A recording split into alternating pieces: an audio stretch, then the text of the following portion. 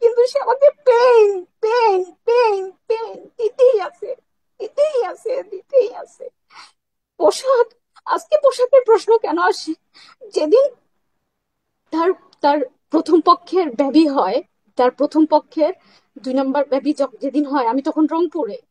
তখন বেবি হওয়ার পরে সে আসতে পারে, আমার আমার সাথে কথা ছিল যে আমি তো প্রতিষ্ঠান পরিচালনা করি, আমি রংপুরে থাকতে পারবো না, আমার প্রতিষ্ঠান পরিচালনা করার কেউ নাই, আমার আমার থাকতে হবে, আমি রংপুরে থাকতে পারবো না। কিন্তু তখন সে হঠাৎ করে তার দাবি, এটা আমার বিয়ের শুরুর দিকে, যে সে আমাকে ছাড়া থাকতে পারবে না, সে আমাকে ছাড়া থাকতে পারে না।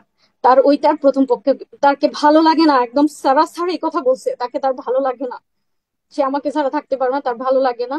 যেভাবেই হোক মাদ্রাসা অন্য কাউকে যেভাবেই হোক বোঝায় দিয়ে হলেও আমাকে রংপুরে থাকতে হবে। তো ট্রায়াল স্বরূপ আমি একটা, আমার বিয়ের প্রথম যেই ঈদুল ফিতর, আমি সেটা রংপুরে করি। তো ওই সময়টাতেই আগে পরে একটা সময়ে তার প্রথম পক্ষের দ্বিতীয় বেবিটা হয়েছিল। তো ওই এই জিনিসটা আমার একটু খারাপ লাগছে, মানে একটা জিনিস মা না, ওকে মেনে নিছি, সরাসরি দেখা আর একটু কষ্ট লাগার বিষয়, আমার খারাপ লাগছে। আমি তবু আমার সেই খারাপ লাগা আমি প্রকাশ করি, আমি শুধু বলছি কি আমার মনে হয় রংপুরে থাকতে কষ্ট হবে, আমি ঢাকা থাকতে চাই, আমি থাকবো না, আমি বাসায় যাব, আমার ভালো লাগতেছে না এখানে। মানে আমি এই বিষয়গুলো নিতে পারি না, তারা যেটা চায় এক ঘরের মধ্যে 4টা ওয়াইফ থাকবে, এই রুমে একটা, ওই রুমে একটা, ওই রুমে একটা, ঢুকতে। ওকে, এরকম অনেক মেয়ে আছে, তুমি তাদের নিয়ে থাকো, আমাকে আমার জগতে আমার মতো করে আমি থাকি না হয়। তো এখানে আমি তারপর শুধু সিম্পলি তার উপরে কোনো কর্কশ ভাষায় না, তাকে প্রেশার ক্রিয়েট করে না, কারণ আমি ইতিমধ্যে আমার জানা হয়ে গেছে যে মারাত্মক বদমেজাজি সে। আমি তখন সিম্পলি শুধু এতটুকু বলছি যে আমাকে আমি বাসায় যাব, আমার না এখানে ভালো লাগে না, আমি মেবি এখানে মানে এভাবে থাকতে পারবো না।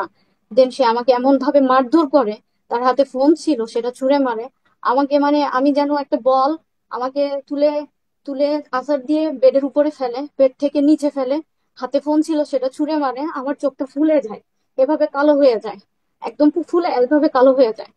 তো আমি তার মধ্যে কোনো অনুশোচনা আজ অব্দি দেখি নাই, সে যে এত আঘাত করছে আমি বলতেছি, আজ অব্দি আমি কোনোদিন তার মধ্যে কোনো অনুশোচনা দেখিনি। তো আমি চোখ দিয়ে তাকাতে পারছিলাম না।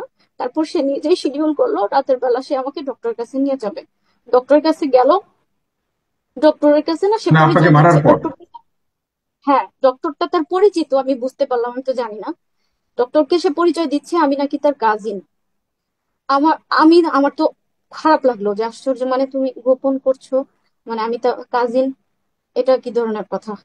তো আমি তারপরেও তার উপরে উচ্চবাচ্য করার আমার শক্তি নাই, আমার সাহস নাই। তো এখন ডক্টর থেকে বের হয়েছে, আমি একটু মনটা খারাপ, কথা বলতেছি না আর কি, চুপ করে আছি। হসপিটাল থেকে বের হয়েছি বাইকে চড়ে, এখন তার কথা যে ঘুরতে যাব, বাইকে সে এখন ঘুরতে যাবে।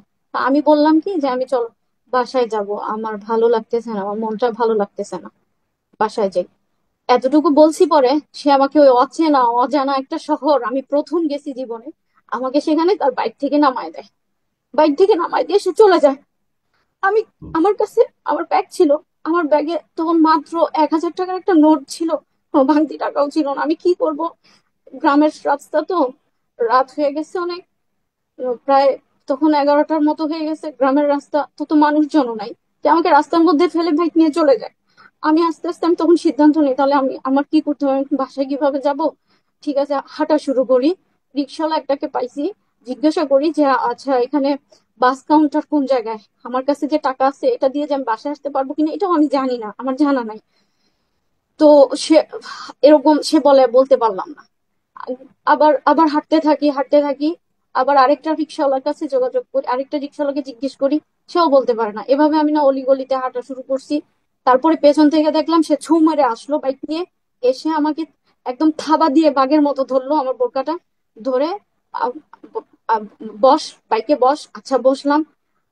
এর মধ্যে তো তার আছেই যা, মানে আমি জীবনেও এরকম দেখি নাই, বেয়াদব, এই অসভ্য, এগুলো বলা শুরু করলো।